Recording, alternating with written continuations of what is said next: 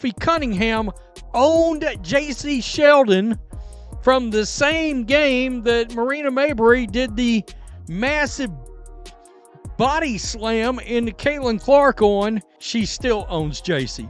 She still owns Jacy Sheldon.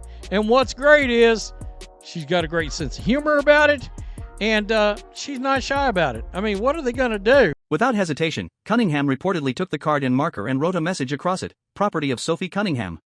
The phrase was short, playful, and unmistakably confident.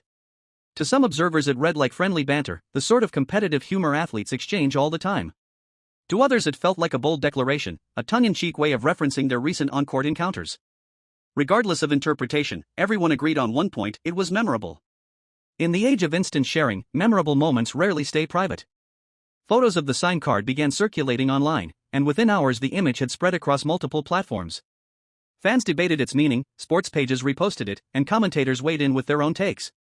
Some praised the gesture as witty and entertaining, arguing that personality is part of what makes professional sports compelling. They saw it as evidence that Cunningham understood the entertainment side of athletics and wasn't afraid to lean into it. Others questioned whether the message might be misinterpreted or unnecessarily provocative. In highly competitive environments, even lighthearted remarks can be taken seriously, especially when rivalries are still fresh.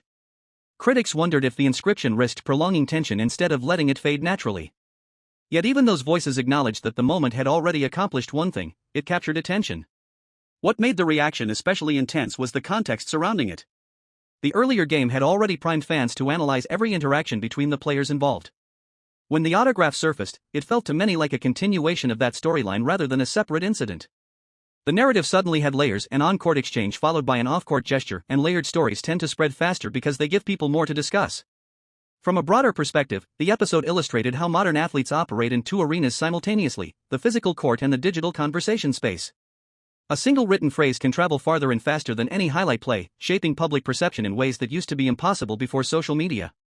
Cunningham's brief inscription demonstrated exactly how quickly a small act can transform into a league-wide talking point. This is kind of crazy. This one is kind of crazy. When you get Sophie Cunningham to sign a Jacy Sheldon rookie card with property of, that is crazy. That is crazy. Property of Sophie Cunningham.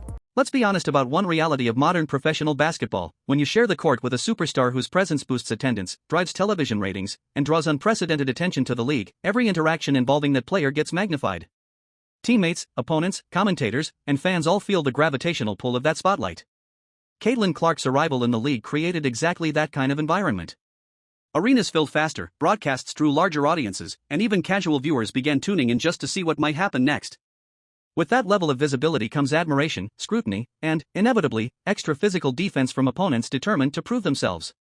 Throughout sports history, high-profile players have often faced tougher coverage than others. Sometimes that intensity is strategic, sometimes emotional, and sometimes simply the result of competitors wanting to test themselves against the most talked-about name on the court. Analysts frequently point out that this pattern isn't unique to any single athlete; it's practically a rite of passage for stars in every era. Still, when it happens repeatedly, fans start noticing patterns and forming opinions about which defenders cross the line from competitive to overly physical. For teammates, that environment creates a dilemma. Do you trust officials to monitor every bump, shove, and hard foul, or do you step in and make it clear your teammate won't be pushed around? Different players answer that question in different ways. Some prefer restraint, believing discipline and composure ultimately send the strongest message. Others take a more direct approach, responding through their own physical play to establish boundaries. Neither approach is universally praised or criticized; they simply reflect different philosophies about competition. Supporters of Cunningham argue she chose the second path without hesitation. In their eyes, she didn't wait for a whistle or a review. She reacted in the moment, demonstrating that she was fully aware of what was happening around her teammate. They interpret that decisiveness as loyalty in action, the kind that can energize a bench and reassure a star player that someone has their back. Detractors, however, sometimes question whether such responses risk escalating tension rather than calming it. Basketball is already fast and emotional, and when players begin sending messages through physical play, the line between statement and confrontation can become thin. Still, regardless of perspective, one thing is undeniable: when a moment like that occurs, it reshapes how people view everyone involved. It adds narrative layers, fuels rivalries, and ensures that the next matchup between those teams carries extra anticipation. Sophie commits a hard foul on Jacy Sheldon. Again, as Jacy Sheldon is going up for a layup, Sophie bear hugs her and takes her to the ground. What I will say is Sophie did not grab her and throw her to the ground. She didn't body slam her. She didn't do anything, in my personal opinion. Maybe I'm biased here, but I'm gonna give you guys my straight up honest opinion on this. She bear hugged her, took her to the ground. Yes, it was intentional. It was absolutely intentional. The entire situation traces back to a game that already felt intense long before the most talked about sequence occurred. From the opening minutes, the pace was quick, the defense tight, and the energy unmistakably competitive. Spectators could sense that both teams were playing with an edge, the kind that turns an ordinary matchup into something closer to a proving ground. Analysts later described it as one of those contests where nearly every possession carried a little extra weight, as if both sides were testing how far they could push without tipping into chaos. During that stretch, several physical exchanges caught the attention of viewers. None of them alone seemed extraordinary, but taken together they created a pattern that fans began discussing online almost immediately. A bump while fighting for position. A bit of extra contact on a drive. Small moments that, depending on perspective, looked either like standard competitive play or like attempts to unsettle an opponent. As always in sports, interpretation depended largely on allegiance. Supporters of one side saw determination, supporters of the other saw unnecessary roughness. One sequence in particular intensified the conversation. As Clark maneuvered in the post during a third-quarter possession, contact from a defender resulted in a foul call that briefly halted play. She reacted with visible frustration, which only heightened the tension already present on the court. Within seconds, additional players converged, voices rose, and officials stepped in to keep the situation from escalating. To neutral observers it looked like a classic example of emotions spilling over in a high-stakes moment, dramatic, but not unheard of in professional competition. Fans watching closely began drawing their own conclusions. Some believed they were witnessing a recurring pattern of physical defense directed at the same player. Others argued it was coincidence, the natural result of guarding someone who handles the ball so frequently. Commentators pointed out that in fast-paced games, repeated contact can happen simply because certain players are involved in more plays than anyone else.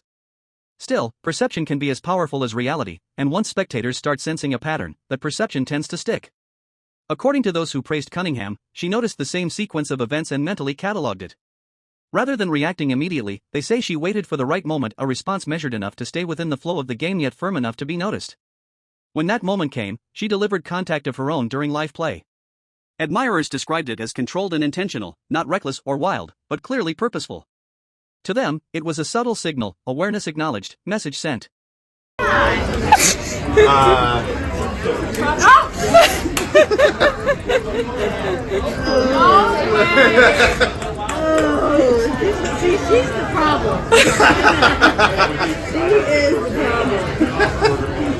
Stepping back from the excitement, the entire sequence offers an interesting case study in how narratives form around athletes.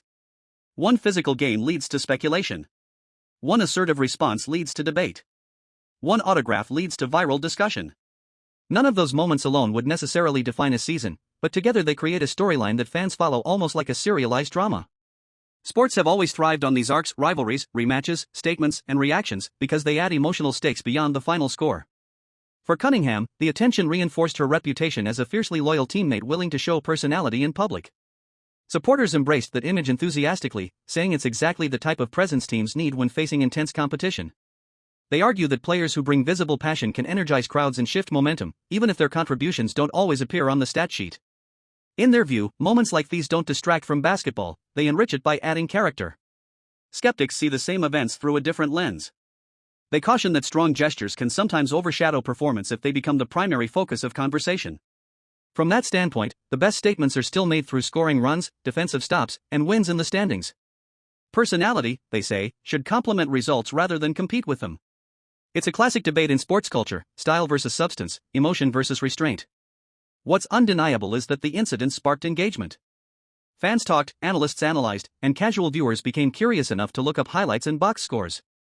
In a league constantly seeking to expand its audience, that level of attention, regardless of which side people take, demonstrates the power of compelling personalities in unscripted moments. Ultimately, stories like this endure because they tap into something universal about competition, the desire to defend teammates, prove toughness, and leave a memorable impression.